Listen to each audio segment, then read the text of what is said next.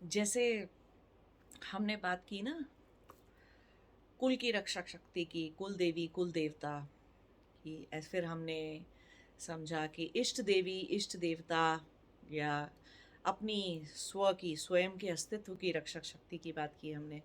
ऐसे ही आज हम बात करेंगे कि ग्राम देवी या ग्राम देवता कौन होते हैं, है ना।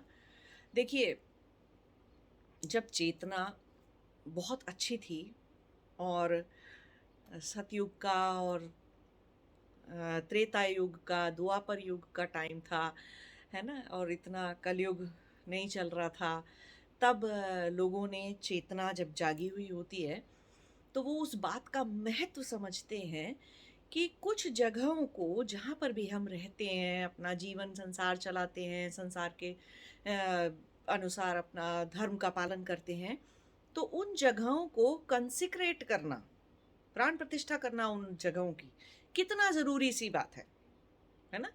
और प्राण प्रतिष्ठा भी किसी देवी या देवता को एक मेन शक्ति समझकर, शक्ति बनाकर, उसकी रक्षक शक्ति बनाना कितना ज़रूरी बात थी, है ना। तो वो पहले क्या किया करते थे कि जितने भी गांव होते थे जहाँ पे लोग रहते थे, उन सब जगहों पे, उन सब जगहों को एक शक्ति से, एक उससे प्राण प्रतिष्ठा करके उसकी, और ग्राम देवी ग्राम देवता का मंदिर बना दिया जाता था। उस शक्ति की जो है पूजा अर्चना की जाती थी, और वो उस गांव की और गांव के लोगों की और उनके जीवन की एक मेन रक्षक शक्ति हो जाती थी, है ना।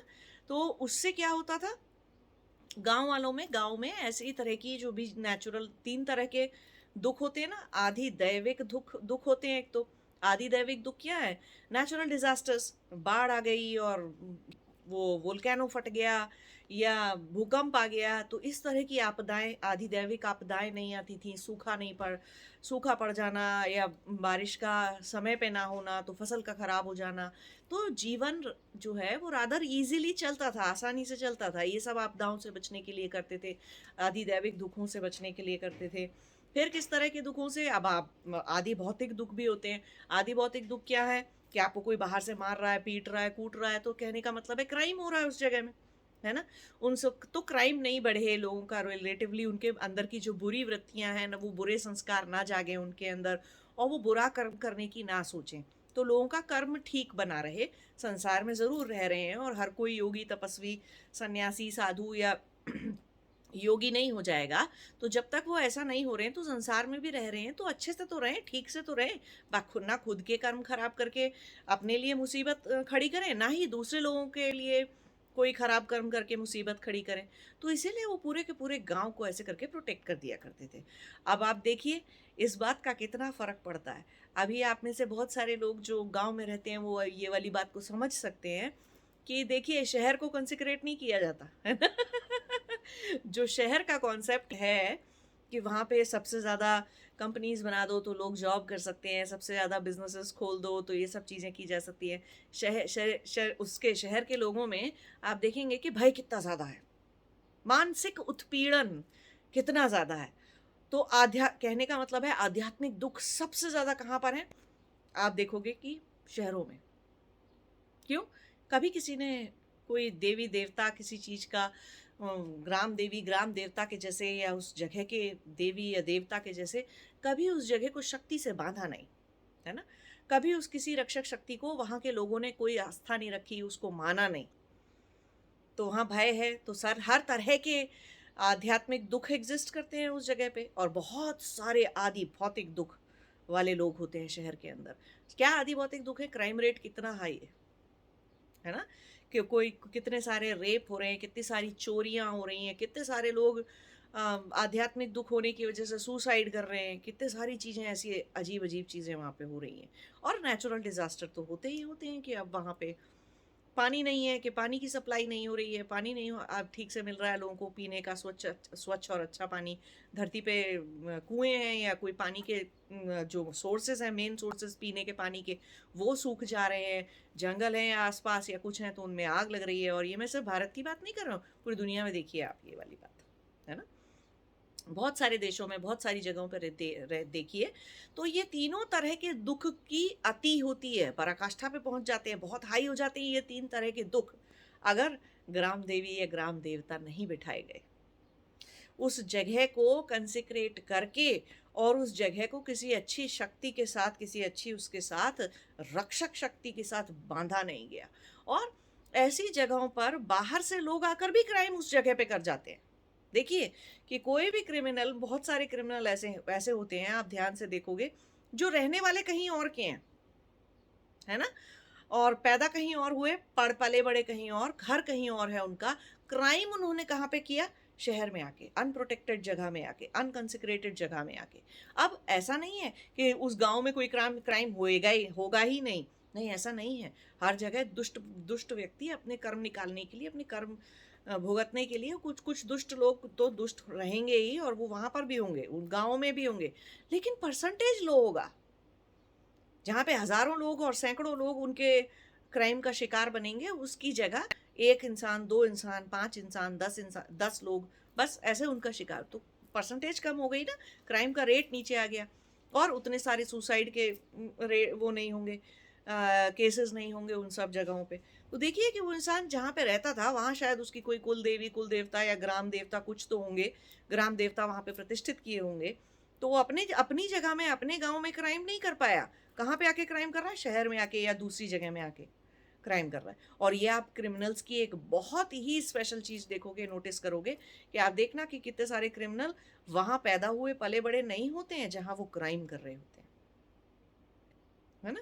तो इसीलिए, और आप एक और भी चीज़ देखना कि अब जैसे कि अब ये वाली बात मैं बाहर के देशों की बात कर रही हूँ, वेस्टर्न कंट्रीज़ की बात कर रही हूँ, कि उसमें एक मेन सिटी होता है ना? जैसे कि अमेरिका में होता है तो हम उसको डाउनटाउन बोलते हैं। जो मेन सिटी जहाँ पे सारे ऑफिसेज़ रहते हैं, बिल्डिंग्स रहती हैं, बिज़नेसेस रहते हैं, जहाँ पे सारे लोग काम करने जाते हैं, बहुत भीड़ वाली और बहुत कंजस्टेड सी और ऐसी main main business hub type की जगह रहती है वो।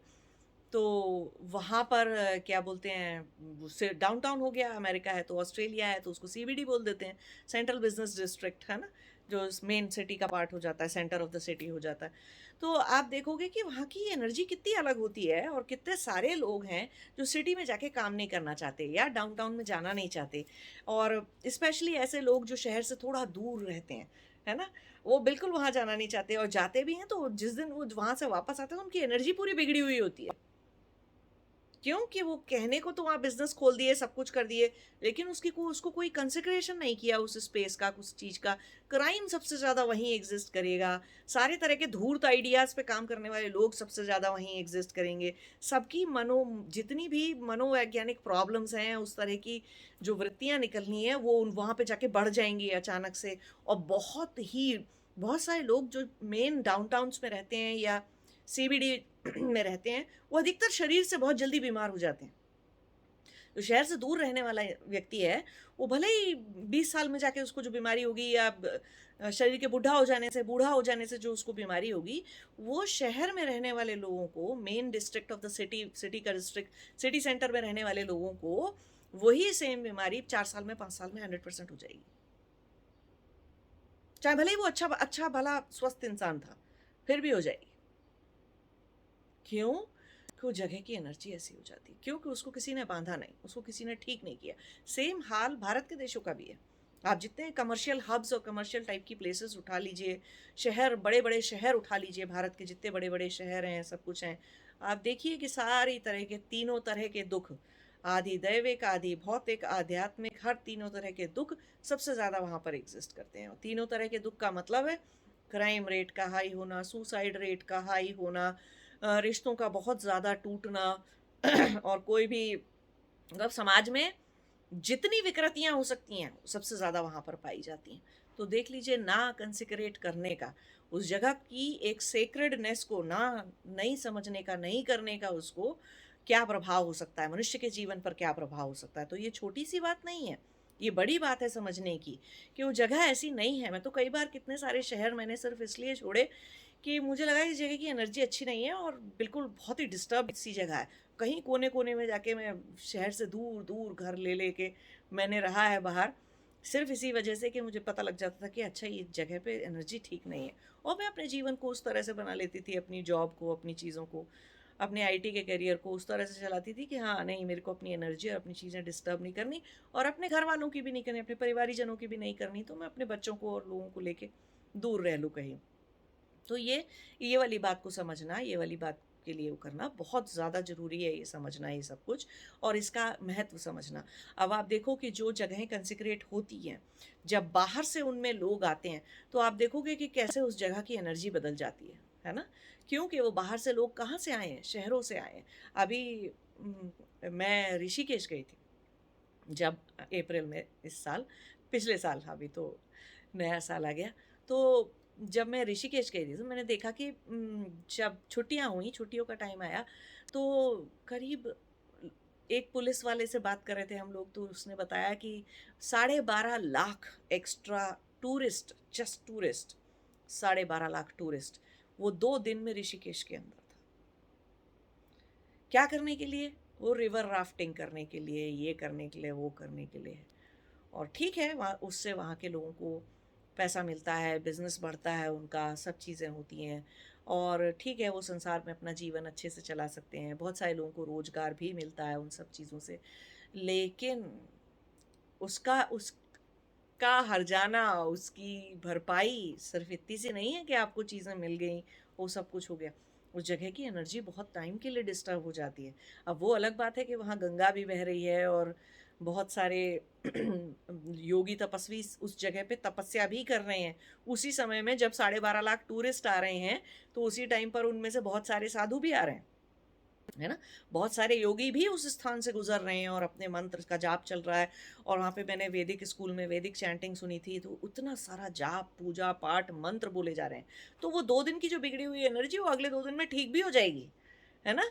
लेकिन अगर किसी जगह पे ये सब चीज़ें नहीं हो रही हैं, तो सोचिए वो बिगड़ी हुई एनर्जी को सुधारने में, उस जगह की, स्थान की एनर्जी को सुधारने में, उस पृथ्वी के तत्व की एनर्जी, जल तत्व की एनर्जी को वहाँ सुधारने में, वायु तत्व की एनर्जी, अग्नि तत्व की एनर्जी को वहाँ सुधारने में, आकाश तत्व तो इन सब के ऊपर है। तो ये 4 मेन तत्वों की एनर्जी को सुधारने में वहाँ पर और कितना समय लग जाएगा, कितनी मेहनत करनी पड़ेगी, है ना? इसीलिए बहुत सारी जगहों पे लोग नहीं पसंद करते, लोकल जो लोग होते हैं, स्थानीय लोग होते हैं, वो नहीं पसंद करते कि बाहर से लोग आए यहाँ पर, क्योंकि वो इस तरह की मनोवैज्ञानिक प्रवृत्तियाँ लाते हैं। और सबसे बड़ी बात क्या है, ये वही वाली चीज़ है, किसी ने अपने घर को मंदिर की तरह, कोई अपने घर को मंदिर के जैसा साफ सुथरा रखता हो और अच्छा रखता हो, एनर्जीज की वहाँ पर स्थापना करता हो, अच्छा करता तरह से रखता हो। कोई आपके घर में कोई गेस्ट आए या कुछ आए और चप्पल पहन के यहाँ वहाँ घूमता फिरे या कुछ भी करता फिरे, तो आपको बहुत सारी चीज़ें अच्छी नहीं लगेंगी ना, कि अरे मैं अपने घर में अच्छी एनर्जी रखता हूँ और ये मेरे घर में आके लड़ाई कर रहे हैं और एनर्जी खराब कर रहे हैं या कुछ इस तरह से दुष्ट हरकत कर रहे हैं, ऊटपटांग हरकत कर रहे हैं। तो आपके कंसेक्रेटेड स्पेस की, आपके सेक्रेड स्पेस की कोई ध्यान ना रखे या ठीक से देखभाल ना करे, तो आपको दुख आएगा ना उस चीज़ से। आपने मंदिर बनाया, उस मंदिर में कोई जूते चप्पल पहन के घुस जाए या वहाँ पे बैठ के कोई दारू पिए या कोई उस ऊट पटांग हरकत करे उस जगह पे, तो आपको बिल्कुल अच्छा नहीं लगेगी ना वो वाली बात। तो ऐसे ही है कि आपके सेम चीज़ आपके शरीर पर भी अप्लाई होती है। अभी कोई आए और आपको फालतू में कुछ भी 4 बातें सुना के उल्टी सीधी चला जाए और आप सोच रहे हो कि या हर वक्त कोई आपको ऐसे यूज़ करता रहे कि आए आपको अपना दुखड़ा रोता रहे, दुखड़ा रोता रहे, दुखड़ा रोता रहे कोई आदमी, कितने दिन तक झेलोगे आप? कैसे सहन करोगे? तो नहीं, अपने अस्तित्व के अंदर जब आप कोई प्रदूषण को झेल नहीं सकते हो ज़्यादा समय तक, तो अपने घर के अंदर के प्रदूषण को भी नहीं झेल सकते हो, अपने शहर के अंदर के प्रदूषण को भी झेलने की।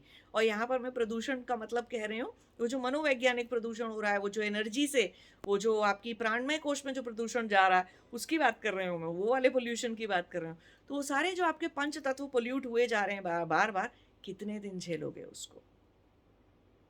कितने दिन तक वो प्रदूषण जो है आपको अफेक्ट नहीं करेगा? करेगा सूनर और लेटर, है ना?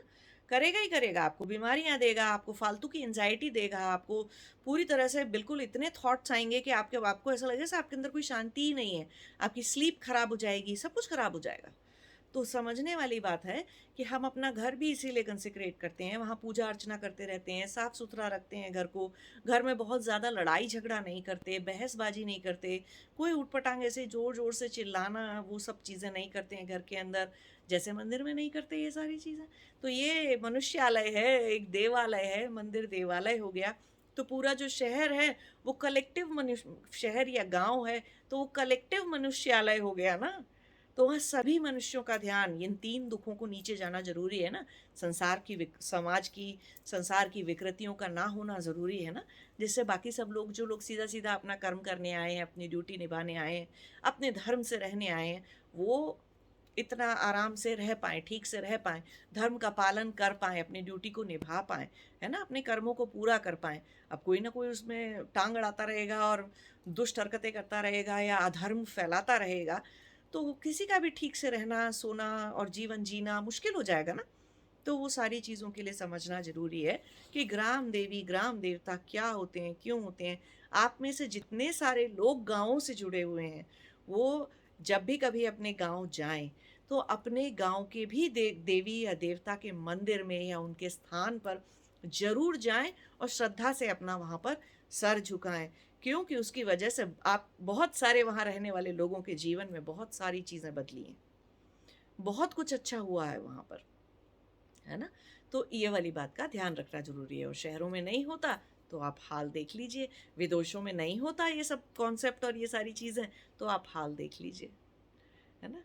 कितने सारे सारी दुनिया के लोग, वेस्टर्न कंट्रीज़ के लोग ज़्यादा बीमार हैं ना?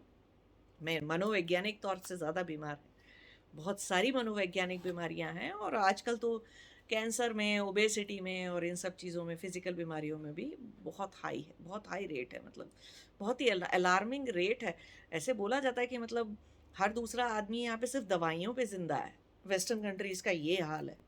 जिन वेस्टर्न कंट्रीज़ को इंडिया में आप देख देख के कॉपी करते हैं ना कि हाँ ये चीज़ अच्छी है, वो चीज़ अच्छी है, ठीक है, कुछ लोगों की, हमारे जैसे लोगों की कर्मभूमि ही अपने देश के बाहर है, जहाँ पैदा हुए वहाँ नहीं है कर्मभूमि, तो ठीक है, वो अलग बात है।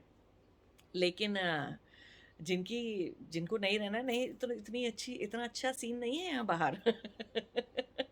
है ना? तो हम लोग फिर भी कुछ कुछ लोग रहते हैं क्योंकि उनकी कर्म भूमि है वो, जगह है उनके कर्मों की। कभी बदलेगी तो बदलेगी, जब कर्म भूमि बदलती रहती है सभी की, है ना? तो देखिए, इस वाली बात को समझिए और जितने लोग गाँव से जुड़े हैं वहाँ पे जाइए। और जो लोग इस चीज़ को देखते हैं कि अच्छा, कुछ तो शहर में रहते हैं और ये वाली चीज़ तो शहर में तो एग्जिस्ट नहीं करती, तो कम से कम आप जहाँ रहते हैं ना, अपने घर को और अपने उसको, आप ही कुछ मंत्रों से, कुछ चीज़ों से कोई देवी की प्रतिष्ठा कर सकते हैं, साधना कर सकते हैं। बट वो ये वाली बात है कि आपके घर के सारे लोगों को पता होना चाहिए। अब आप अपनी पूरी बिल्डिंग, जिस कहीं अपार्टमेंट बिल्डिंग में रहते हैं, तो पूरी बिल्डिंग के साथ तो ऐसा नहीं कर सकते, क्यों? उसमें अलग अलग धर्म के और अलग अलग तरह के लोग रहेंगे, तो मानेंगे नहीं। तो ऐसे ये वाली चीज़ है। पहले तो गाँव में तो थोड़े सीधे और अच्छे मनुष्य रहते हैं कि आसानी से सब लोग मान जाते हैं कि नहीं, कोई भी धर्म से हो उससे कोई मतलब नहीं है, या बिल्कुल ही नास्तिक भी हो तो भी कोई बात नहीं है, लेकिन ग्राम देवी या देवता ये है, रक्षक शक्ति ये है, जो कि तीनों तरह के दुखों को नीचे गिराएगी। उसका मतलब है क्राइम रेट गिरेगा, लोग ज़्यादा कॉन्शियसली जिएंगे और धर्म का पालन कर सकेंगे और अपनी लाइफ की, कर्म की ड्यूटीज़ को, अपनी रिस्पॉन्सिबिलिटीज़ को बिना कम से कम परेशानी के पूरा कर सकेंगे। ठीक है? नमस्ते। जय शिवाय।